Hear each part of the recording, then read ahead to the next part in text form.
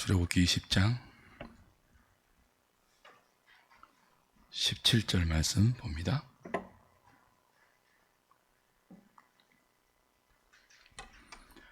같이 읽겠습니다. 시작. 내 이웃의 집을 탐내지 말라. 내 이웃의 아내나 그의 남종이나 그의 여종이나 그의 소나 그의 낙이나 무릇 내 이웃의 소유를 탐내지 말라. 아멘.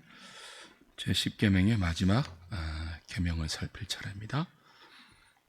우리 교환을 보면서 대어리문답 146문, 147문, 148문을 함께 공부하겠습니다. 제가 읽으면 여러분이 148문까지 답을 해주시기 바랍니다. 제146문 제10계명은 무엇입니까?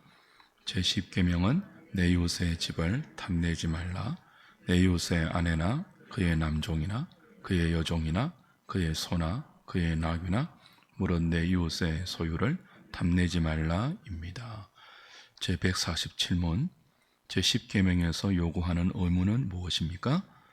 제10계명에서 요구하는 의무는 우리 자신의 형편에 전적으로 만족하고 우리 이웃에 대해 우호적인 마음의 자세를 가지되 우리 내면의 모든 움직임과 애정이 우리의 이웃을 감동하게 할 만큼 그가 가진 모든 재산을 돌보고 정진하는 것입니다. 제148문 제10계명에서 금지하는 죄는 무엇입니까? 제10계명에서 금지하는 죄는 우리 자신의 재산에 만족하지 못하고 우리 이웃의 재물에 대해 시샘하며 배아파할 뿐 아니라 이웃이 가진 어떤 소유에 대해 과도한 끌림과 애착을 갖는 모든 것입니다. 10계명이 요구하는 의무와 10계명이 금지하는 죄 그리고 탐심에 관하여서 함께 살피도록 하겠습니다. 해설 1번입니다. 10계명이 주로 다루는 것은 탐심이죠. 탐심이 무엇입니까? 자신의 현재 형편, 현재 처지에 만족하지 못하고 더 많이 가지고 싶어하는 욕구로 그 욕구가 다른 사람의 것을 탐내고 다른 사람의 것을 질투하는 마음으로 연결되는 거죠. 제10계명은 내 이웃의 집을 탐내지 말라입니다. 그리고 그 이웃의 범위를 구체적으로 집 안에 남종, 여종, 소, 나귀를 비롯한 이웃의 어떤 소유도 탐내지 말라 그렇게 말하죠. 그 10계명에 무릇 내 이웃의 소유를 탐내지 말라라고 되어 있는데 이 무릇이라는 단어가 어울립니다. 모두 그런 뜻이에요. 전체 그런 의미입니다. 그 이웃의 모두, 이웃의 모든 것, 이웃의 전체, 이웃의 소유에 해당되는 그 어떤 것도 탐내지 말라 그런 뜻이죠. 10계명의 마지막이 탐심을 금하는 요구로 주어지는 까닭은 이 탐심이 하나님이 금하시는 모든 죄의 뿌리이기 때문입니다. 탐심을 내려놓을 때 비로소 자족하는 마음으로 경건의 첫 발걸음을 떼어놓을 수 있죠. 그만큼 탐심은 신자로 살지 못하게 하는 우리의 가장 큰 원수입니다. 항상 우리가 점검해야 돼요. 지금 이 마음이 탐심이 아닌가? 정당한 마음인가? 내가 지금 탐심의 경계를 들락날락하고 있지는 않은지 항상 돌아보아야 합니다. 왜 탐심에 이렇게 우리가 세심한 주의를 기울여야 하느냐 하면 성경이 탐심을 우상 숭배로 다루고 있기 때문에 그래요. 에베소서 5장 5절과 골로새서 3장 5절은 탐심이 곧 우상 숭배다 그렇게 가르쳐 주죠. 오전에도 말씀드렸는데요. 그런 관점에서 볼 때 첫 계명, 너는 나 외에 다른 신들을 내 앞에 두지 말라 하는 이 첫 계명, 우상 숭배 금지 아닙니까? 이 첫 계명과 탐심을 가지지 말라는 제10계명은 동일한 우상 숭배와 연관된 계명이라고 할 수 있습니다. 엘 몰러라는 신학자는 이 첫 계명과 마지막 10계명을 북엔드 역할을 한다. 책장에 이쪽과 저쪽에 책이 쓰러지지 못하도록 딱 잡아주는 거 있지 않습니까? 북엔드라 그러죠. 그 1계명과 10계명이 그런 역할을 한다는 거예요. 어떤 면에서 그런 역할을 하죠? 우상 숭배하지 말라 하는 것이 모든 나머지 계명을 바르게 해석해주는, 하나님의 관점에서 바르게 해석해주는 이쪽의 첫 부분을 잡아준다면, 탐심을 가지지 말라는 제10계명은 다른 모든 계명이 이 계명을 어길 때 넘어지기 때문에 다른 계명에서 넘어지지 않도록, 탐심으로 넘어지지 않도록 붙들어주는 이쪽의 지지 역할을 한다는 거죠.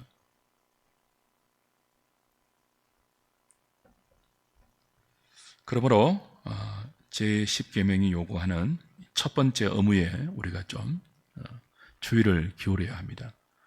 147문을 보시면 제10계명에서 요구하는 의무는 우리 자신의 형편에 전적으로 만족하고 라고 되어 있죠.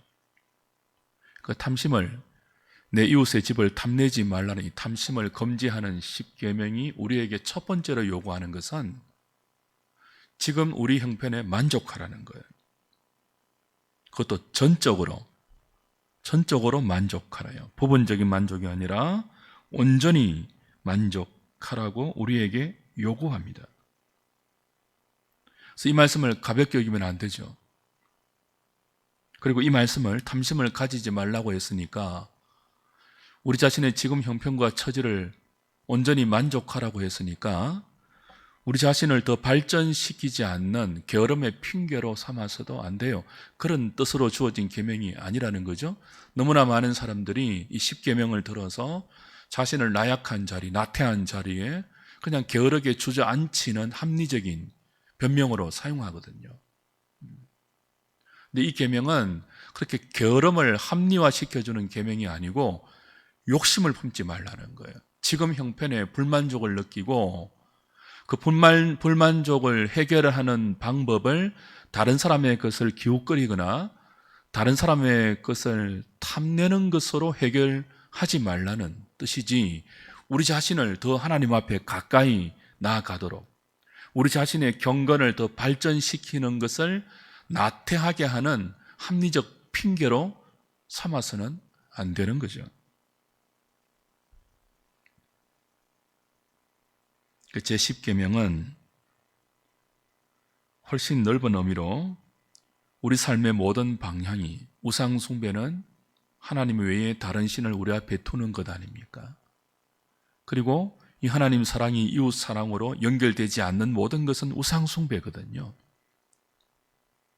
하나님 사랑이 이웃 사랑으로 연결되지 않는 것은요, 하나님을 우상처럼 섬기는 결과예요. 그러니 이 10계명은 훨씬 넓은 의미로 우리의 삶의 모든 방향이 하나님을 향하고 이웃을 향하도록 촉구하는 계명입니다.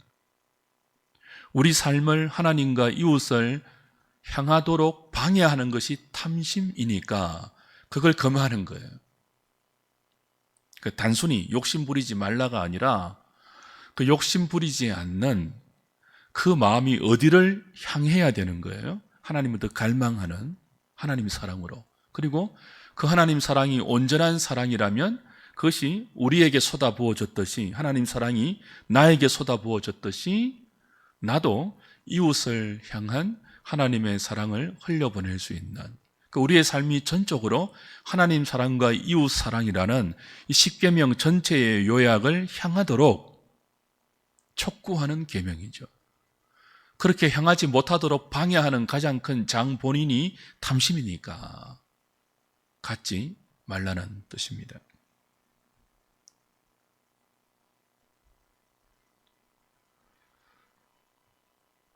사세기 콘스탄티노플의 대주교였고 당대 최고의 설교가로 유명한 크리소스톰은 이런 말을 했어요. 육체의 죄보다 더 위험한 것, 가장 위험한 것이 탐욕의 죄다. 육체의 죄 중에 가장 대표적인 죄가 정욕, 색욕이라고 들었는데, 색욕은 일시적으로 만족할 수 있지만 탐욕은 만족이 없대요. 결코 만족할 수 없는 욕망의 브레이크가 없는 것이 탐심이니까 이 탐심은 색욕을 능가하는 유일한 죄다. 그렇게 말했습니다. 그러니까 탐심을 극복하지 않고 성도의 거룩한 성화의 삶은 불가능하다고 크리소스톰은 단언했습니다. 어떻습니까, 여러분? 현대교회는 복음을 아주 약화시켜서 복음을 탐심을 채우는 도구로까지 전락시키고 있습니다. 예수 잘 믿으면 잘 된다는 복음이 얼마나 기성을 부립니까?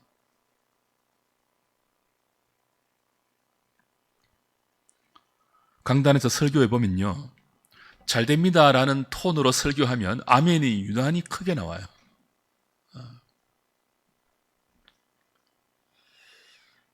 설교자는 늘 그 유혹을 받죠. 복음을 말랑말랑하게 주물러서 성도들의 귀를 달콤하게 하고 마음을 편안하게 만들어서, 그렇죠? 결국은 뭐예요? 탐심에 그냥 자신도 모르게 다 넘어가도록, 그 탐심을 이루는 도구로 하나님의 이름을 부르는 우상 숭배 신앙이 되는지도 모르고 그렇게 될 수 있다는 거예요, 우리가. 그래서 탐심에 대해서 굉장히 우리가 주의하고 조심해야 합니다. 마틴 루터는 도덕적으로 훌륭하고 정직한 사람을 위한 계명이 10계명이다 그랬습니다. 자, 9계명까지 대하면서 나는 이 계명을 다 지켰다. 그만큼 도덕적이고 정직하고 훌륭한 사람이 나머지 9계명 앞에서 나는 어렵다라고 자부할 수 있는 사람도 이 10계명 앞에 서면 자신이 죄인됨을 고백하지 않을 수 없는, 그래서 이 10계명은 뭐예요? 도덕적으로 가장 훌륭하고 가장 정직한 사람을 위한 계명이다 라고 해석해서 전곡을 찔렀죠.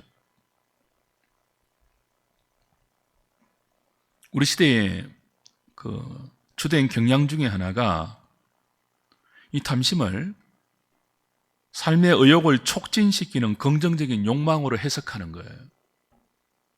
그렇죠?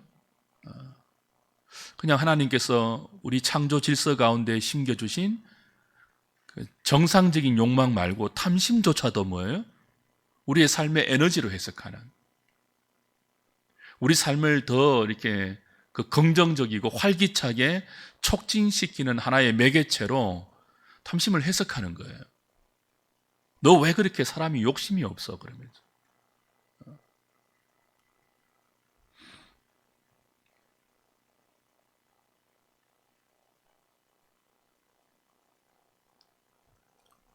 그러나 그런 세상의 소리를 우리가 너무 필터 없이 들어서 우리 가치관에 우리 생각에 영향을 미치도록 해서는 안 됩니다. 탐심이야말로 성도의 삶을 촉진시키는 욕망이 아니고요, 우리의 삶을 모두 무너지게 할 수 있는 근본적인 죄입니다. 탐심은 우상 숭배다라는 것을 꼭 기억할 수 있기를 바랍니다. 5번 보십시오. 같이 읽겠습니다. 시작. 대의리 문답은 제10계명이 요구하는 두 번째 의무로 이웃에 대해 우호적인 마음을 가지고 우리 내면의 모든 움직임과 애정이 이웃을 감동하게 할 만큼 그가 가진 모든 재산을 돌보고 정진하는 것이라고 가르치고 있습니다. 이 요구는 내 이웃을 사랑하라는 요구입니다. 그러려면 다른 사람을 시기하거나 그가 가진 재물에 대해 시샘하거나 배아파하거나 과도한 끌림과 애착을 갖지 말아야 합니다. 시기하고 시샘하는 대상을 사랑할 수 없기 때문입니다. 소율의 문답 81문도 제10계명이 금지하는 것은 자기 자신의 상태에 대한 모든 불만과 이웃의 잘됨을 시기하거나 원통하게 여기는 것과 이웃에게 속한 모든 부당한 행동과 감정이라고 똑같이 가르치고 있습니다.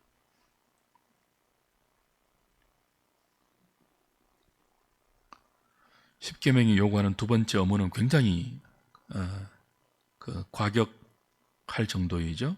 이웃에 대해 우호적인 마음을 가지는 정도가 아니라 우리 내면의 모든 움직임이, 우리 내면의 모든 이웃을 향한 애정이 이웃을 어떻게 하게 할 만큼요?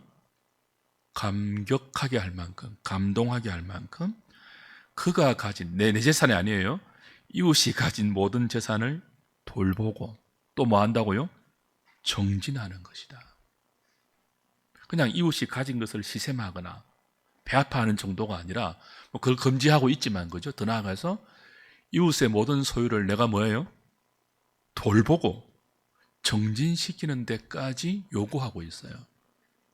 금지하는 것은 이웃의 소유를 시샘하고 배아파하고 이웃의 가진 것에 대한 과도한 끌림과 애착을 금지하지만, 더 나아가 요구하는 것은요, 이웃의 모든 소유를 내가 돌보고 나아가서 뭐 한다고요? 더욱 정진시키는 것이래요. 내 소유가 아니고. 그러니 루터의 해석이 전곡을 찌르죠. 어떻게 이 10계명 앞에서 나머지 9계명을 다 지켜서 나는 어렵다고 자부하는 사람도 이런 요구 앞에 이웃의 소유를 돌보고 이웃의 소유를 더욱 정진시키기를 애쓰는 것. 그래서 내 내면의 모든 애정과 생각과 동기가 이웃을 감동시킬 만큼 하라는 거예요. 이 요구 앞에 우리가 어떻게, 내가 도달할 수 없습니다. 나는 하나님의 이 요구에 온전히 반응할 수 없습니다 라고 우리의 연약함과 부패함과 죄인됨을 인정하지 않을 수 있겠습니까?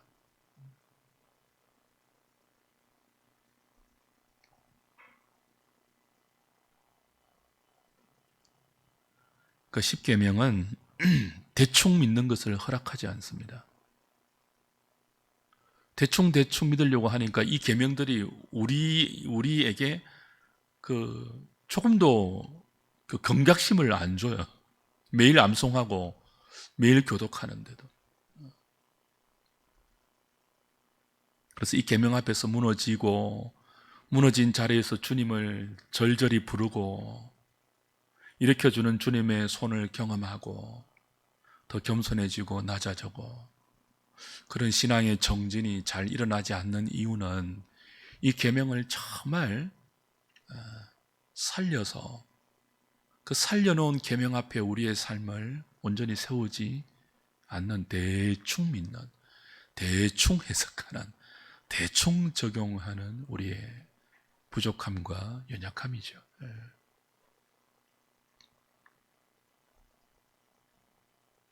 6번 보십시오. 제10계명 요구하는 의무를 잘 수행하고 금지하는 죄를 범하지 않으려면 결심만으로 안 됩니다.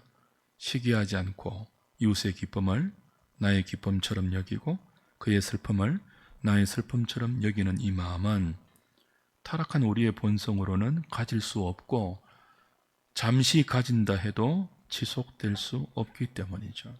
그러므로 우리는 로마서 12장 15절의 말씀처럼 이런 마음 달라고 늘 기도해야 되죠. 즐거워하는 자들과 함께 즐거워하고 우는 자들과 함께 우는.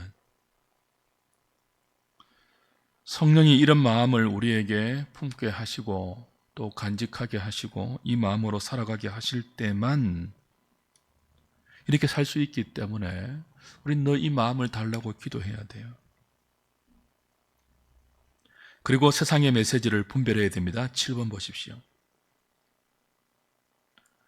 하나님 없이 살아가는 세상은 끊임없이 우리에게 이런 메시지를 던집니다. 사람의 생명이 소유의 풍부함에 있다. 그런데 주님이 우리에게 주시는 메시지는 삶과 모든 탐심을 물리치라. 사람의 생명이 그 소유에 넉넉한 데 있지 아니한다. 정반대의 메시지를 우리에게 던지고 있습니다. 결국 관건이 무엇입니까?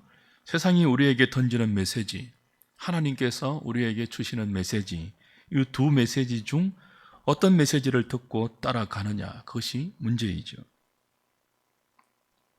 세상의 메시지의 영향을 받으면 우리 신앙의 대상인 하나님, 그리고 그 하나님을 믿는 우리의 신앙조차도 이 세상의 메시지를 충족하기 위해서 동원하는 우상 숭배가 될 수밖에 없습니다. 그래서 하나님은 10계명과 마지막 10계명을 우상 숭배라는 핵심으로 묶어서 우리의 삶을 보호하고 지키고 있는 거죠. 8번입니다. 야고보서 4장 1절 2절을 보면 욕심이 잉태하여서 죄를 낳고 죄가 장성해서 사망을 낳는다고 말씀하지 않습니까? 그러니까 우리가 시험 받고 유혹을 받는 것은 모두 탐심 때문이에요. 탐심은 죄의 뿌리이고 그 죄의 뿌리를 제거하지 않고 그냥 살려놓으면 결국은 사망이라는 지점에 도달합니다. 아간, 아이성 전투에서 전리품을 도둑질한 아간, 그 뿌리가 뭡니까? 탐심이죠.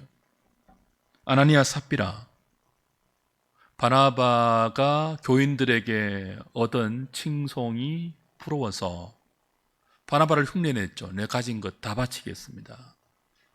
근데 그렇게 해놓고 절반은 감추고 절반만 내어놓아서 성령을 속인다고 베드로에게 책망을 당하고 둘이 다 적사하죠.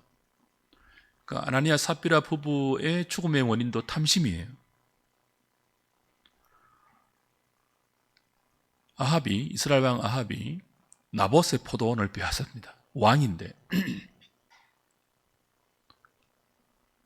그래서 그도 결국 죽죠. 그 나봇의 포도원을 빼앗게 한 원인도 탐심입니다. 다윗이 충성스러운 신하 우리아의 아내 바세바를 취했습니다. 그리고 자신의 범죄를 은닉하기 위해서 우리아도 전쟁터에 보내서 죽였습니다. 그 끔찍한 범죄의 원인도 탐심이었습니다. 그래서 탐심을 경계하고 늘 우리 안에 지금 내 삶을 이끌고 가는 것이 탐심인지 아닌지를 돌아보아야 한다는 뜻이죠. 힘이 있는 사람에게도 힘이 없는 사람에게도 재물이 많은 사람에게도 재물이 적은 사람에게도 모든 인간에게 탐심은 가장 근본적인 문제다. 이렇게 성경은 가르치고 있습니다. 힘이 있으면, 재물이 있으면 있는 만큼 책임이지 않습니까? 하나님께서 우리에게 다른 사람보다 더 많은 재능을 주시고 힘을 주시고 건강을 주시고 지식을 주시고 재정을 주셨다면요, 그만큼 책임을 묻거든요. 그러니까 있으면 있는 만큼 탐심을 갖지 말라는 이 10계명은 더 무거운 책임이고요, 없으면 없기 때문에 또 강렬한 유혹이에요. 그러므로 우리는 늘 잠언 기자처럼 기도해야 되죠. 같이 한번 읽어볼까요? 시작. 곧 헛된 것과 거짓말을 내게서 멀리하옵시며 나를 가난하게도 마시옵고 부하게도 마옵시고 오직 필요한 양식으로 나를 먹이시옵소서. 홍내가 배불러서 하나님을 모른다. 여호와가 누구냐 할까 하오며 홍내가 가난하여 도둑질하고 내 하나님의 이름을 욕되게 할까 두려워함이니이다. 그렇죠? 이 기도가 늘 필요합니다. 로마서 12장의 기도와 더불어서 잠언 30장 8절 9절의 기도가 늘 우리의 기도가 되어야 할 것입니다. 9번 보십시오. 하이델베르크 요리문답도 10계명이 금하는 탐심을 이렇게 가르칩니다. 하나님의 계명 어느 하나에라도 어긋나는 지극히 작은 욕망이나 생각, 그러니까 하나님의 계명에 어울리지 않는, 하나님의 계명을 금하게 하는 지극히 작은 욕망이나 생각도 탐심이다. 그렇게 하이델베르크 요리문답은 가르쳐요. 그러니까 조금이라도 하나님의 표준에 어긋나지 말아야 하겠다는 마음을 강조하고 있죠. 지극히 하나님의 표준에, 하나님의 계명에 도달하지 못하는 지극히 작은 욕망과 생각도 탐심이니까 그 조금의 마음을 살피라는 거예요. 이 마음이 열쇠죠. 그 대충 믿어보겠다고 생각하는 사람들에게 이 탐심은 도무지 이길 수 없는 유혹입니다. 근데 슬픈 현실은 대충 믿어보겠다는 사람이 오늘날 교회 안에 많다는 거예요. 오히려 잘 믿으려는 사람을 대충 믿으려는 사람이 핍박해요. 나 때는 그러면서 말이죠. 10번 보십시오. 탐심은 우리의 모든 인생을 다 낭비하게 할 만큼 우리를 조종하는 무서운 힘입니다. 그 탐심에 이끌리면 우리는 욕망의 노예로 살 수밖에 없습니다. 만족하지 못하는, 이것 채워지면 또 더 큰 욕망으로 내 인생을 이끌어가고 죽을 때까지 거머리처럼 다고 이렇게 하면서 욕망의 노예로 살게 되는 거죠. 뿐만 아니고 탐심은 우리의 신앙생활을 질식시키는, 우리의 영적인 힘을 질식시키는 무서운 힘도 갖고 있습니다. 읽고 듣고 묵상하고 은혜를 받은 하나님의 말씀이 우리 안에서 역사하지 못하도록 정반대로 이끌어가고 막고, 그리고 하나님의 말씀이 우리 안에서 생명으로 자라지 못하도록 질식시키는 것도 탐심이 갖고 있는 무서운 힘입니다. 동시에 우리가 일평생 싸워야 할 영적 전쟁이 있지 않습니까? 하나님의 전신갑주로 무장하고 이 세상 어둠과 주관자들과 공중 권세 잡은 자들이 조성해 놓은 모든 불신앙적인 가치관과 영적으로 싸워야 할 그리스도의 군사들을 무장 해제시켜 버리는 것도 탐심입니다.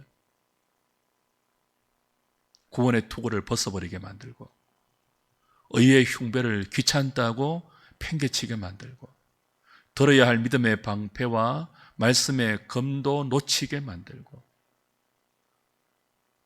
허리에 띄어야 할 진리의 허리띠를 팽개치게 만들고, 양발에 신어야 할 평안의 복음에 예비한 신발을 편안한 신발로 바꾸게 만드는 것이 탐심입니다.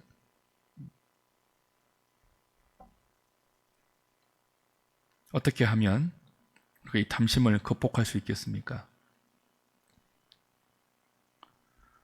많은 종교가 금욕으로 탐심을 이겨보려고 했습니다. 대표적으로 불교라는 종교 아닙니까? 욕망을 다 비우는 것이. 108번뇌를 버려라. 근데 실패했죠. 왜냐하면 욕망 자체는 없어지지 않아요. 어떻게 욕망을 비울 수가 있습니까? 무념? 어떻게 사람이 그럴 수가 있습니까? 욕망은 하나님께서 사람을 지으실 때 우리 안에 심어 놓으신 창조의 원리이고 창조 질서 중에 하나예요. 욕망 자체. 우리가 무엇인가를 이루고 싶은 것, 하나님이 주신 창조성 가운데 하나예요. 무엇인가를 만들어내고 싶은 것, 선한 것을 만들어내고 싶고 더 아름다운 것을 창조하고 싶은 것, 하나님이 그렇게 하신 것처럼 그걸 욕망을 통해서 하시거든요. 아무런 욕망도 일어나지 않으면 뭘 만들 수 있겠습니까? 어떤 삶을 추구할 수 있겠습니까? 거룩을 향한 열망, 아름다움을 향한 이 갈망, 이것도 욕망이잖아요.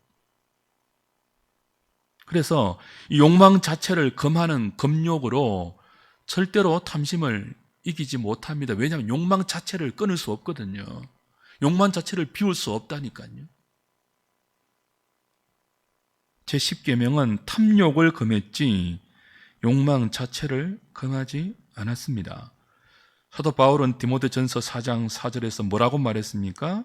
하나님께서 지으신 모든 것이 선함에 감사함으로 받으면 버릴 것이 없다 그랬습니다. 그러므로 욕망 자체를 부정하는 금욕, 억누르는 금욕, 그런 것으로는 끊임없이 우리의 욕망을 그릇된 방향으로 왜곡시켜서 나가는 이 탐심을 극복할 수 없다는 거죠. 그럼 어떻게 해야 한다고요? 자족하라고 가르칩니다. 탐심의 반대는 금욕이 아니고 무욕이 아니고 자족입니다. 자족할 때 탐심을 가지지 않을 수 있습니다. 자족할 때 다른 사람의 것을 바라보지 않을 수 있습니다. 다른 사람의 것을 원하지 않을 수 있고 시기하지 않을 수 있습니다. 나는 자족하고 있는가 늘 물어보아야 되죠. 12번 읽겠습니다. 시작. 자족의 비결은 하나님을 신뢰하는 믿음에 있습니다. 다른 사람의 소유를 탐내는 원인은 하나님의 다스림과 책임지심을 믿지 못하는 불신에 있습니다. 우리의 모든 불만족에 대한 대답은 언제나 믿음입니다. 하나님의 선하심과 그분의 약속을 믿을 때 탐심을 이길 수 있습니다. 하나님께서 우리가 더 많이 가지기를 원하셨다면 우리에게 더 많이 주셨을 것입니다. 지금 우리의 형편과 처지는 하나님께서 우리의 유익을 위해서 가장 적당하게 주신 것이라는 믿음이 있어야 합니다. 하나님이 내게 출로 재어준 구역이 아름답다고 고백할 수 있고 내가 지금 처한 형편에서 기뻐할 수 있는 믿음이 자족의 비결입니다. 자, 자족의 비결은 뭐라고요? 믿음입니다. 하나님을 신뢰하는 믿음입니다. 그 탐심의 원인은 하나님의 책임지심, 하나님의 다스림을 믿지 못하는 불신앙입니다. 자족하려면 하나님을 신뢰하는 믿음을 늘 구해야 되겠죠. 마지막 13번입니다. 탐심은 10계명의 모든 계명을 어기는 죄의 뿌리이죠. 탐심이 없으면 제1계명 하나님 한 분으로 만족하라 하는 너는 나 외에 다른 신을 내 앞에 두지 말라는 이 계명을 넉넉히 지킬 수 있습니다. 탐심이 없을 때, 탐심이 없으면 이 계명도 잘 지킬 수 있습니다. 하나님께서 예배하라고 하는 방식대로 하나님을 예배할 수 있습니다. 탐심이 없으면 제3계명도 잘 지킬 수 있습니다. 하나님의 이름을 함부로 부르지 말라는 3계명도 탐심이 없을 때 수용할 수 있죠. 탐심이 없으면 제4계명 안식일을 거룩하게 지키라는 하나님이 쉬라고 하는 날을 쉴 수 있습니다. 탐심이 없으면 내 부모를 공경하라는 제5계명 그 계명을 통하여 모든 하나님이 주신 권위에 순종하라는 이 계명도 순종할 수 있습니다. 탐심이 없으면 살인하지 않을 수 있고 탐심이 없을 때 간음하지 않을 수 있고 탐심이 없을 때 도둑질하지 않을 수 있고 탐심을 극복할 때 이웃에 대하여 거짓 증거하지 않을 수 있습니다. 탐심이 중요하다는 거예요. 다시 말씀드리지만 제1계명이 나머지 모든 계명의 근본이라면 하나님 외에 다른 신을 네 앞에 두지 말라 이 1계명이 모든 다른 계명을 적용하고 해석하는 근본이라면 마지막 10계명 내 이웃의 집을 탐내지 말라는 이 10계명은 나머지 모든 계명의 원인이 됩니다. 나머지 모든 계명을 지키지 못하는 원인은 탐심이라는 뜻이에요. 1계명이 하나님과 우리의 언약 관계의 기초를 제공한다면 10계명은요 그 언약을 끊어지게 하는 언약 단절의 기초가 됩니다. 그래서 작은 탐심을 그냥 방치하거나 허용하지 마십시오. 그 작은 탐심을 허용하는 것이 점점 자라서 사망에 이르게 합니다. 그리고 그 작은 탐심이 신앙이라는 이름으로 이렇게 왜곡되면 하나님을 우상처럼 섬기는 가장 질 나쁜 종교가 됩니다.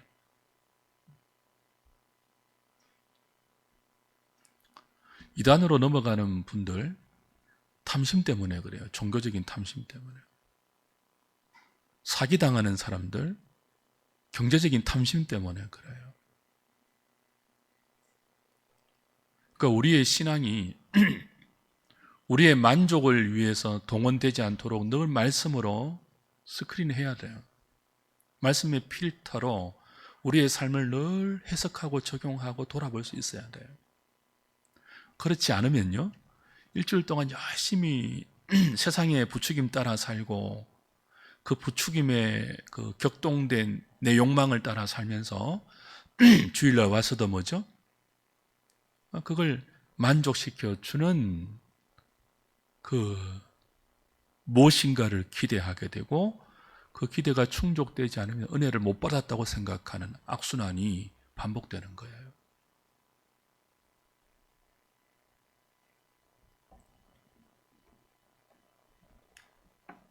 이런 소리 좀 이제 안 들으면 좋겠어요. 예수 믿는 사람들 죽으면 입만 둥둥 뜬다고. 주여 주여 하는데 그 욕심이 그렇게 많다고 사람들이. 그 우리가 윤리로 구원받지 않잖아요.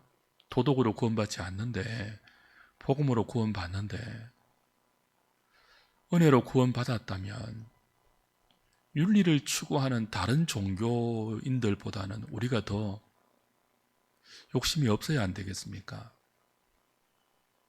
불교도들보다 무념무상을 추구하면서 108번뇌를 없애고 도를 깨달아 스스로 부처가 되려고 노력하는 그 자력 구원의 대표적인 종교인 불교도보다 위로부터는 은혜를 사모하고 하늘의 은총을 덧입어 살아가는 우리보다 더 큰 은혜가 우리를 사로잡는다고 고백하는 그리스도인들이 더 욕망에 대해서 이기는 모습을 보여야 하지 않겠습니까? 많이 양보하십시오. 밥그릇 싸움 하지 마십시오. 제가 오전에 말씀드렸지 않습니까? 짐승도 배부르면 사랑하지 않습니다. 맹수도. 사자가요, 앞에 먹이감 어린 양, 얼룩말 지나다니잖아요. 배부르면요, 안 잡아요. 내일 배고플 거 염려해서 잡아서 비축해 놓지 않아요. 우리가 오늘 만족하지 못해서 탐심을 가지고 자꾸 다고 하고 이 곳간 헐고 더 넓게 지어서 또 쌓고 하면요, 지금 배고픈 사람들의 고통이 우리의 탐심 때문에 가중되고 굉장히 큰 죄입니다.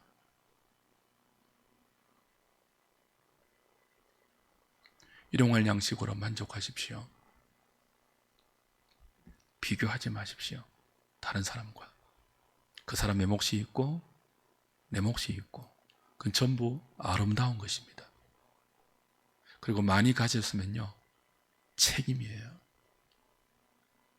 많이 주신 것만큼 하나님이 물으십니다. 여러분이 똑똑한 재능과 지능을 타고나셨잖아요. 그 좋은 머리를 반드시 하나님은 물으십니다. 너 내가 준 좋은 머리 어떻게 썼니? 남보다 건강하시잖아요. 반드시 물으십니다. 너 남들보다 더 좋은 건강 내가 주었는데 그 건강 가지고 어떻게 살았니? 네 욕망을 위해서 살았니? 아니면 10가지 계명을 통해서 내가 너희에게 기대했던 하나님 사랑, 이웃 사랑을 향하여서 살았니? 물으십니다. 오늘 이 10계명을 다 마무리하는 이 시점에서 우리가 10계명을 통해서 우리에게 기대하시고 요구하시는 하나님의 마음을 그대로 받고 그 앞에서 살아갈 때 늘 부족함을 느끼고 부족하기 때문에 그리스도를 찾고 그리스도를 의지하고 우리 더 겸손해지고 낮아져서 그렇게 서로 돕고 협력하고 양보하고 그래서 또 위로부터 채워지는 은총을 서로 주고받고 경험하면서 승리할 수 있는 저와 여러분 다 되시기를 주님의 이름으로 부탁드립니다. 찬송가 310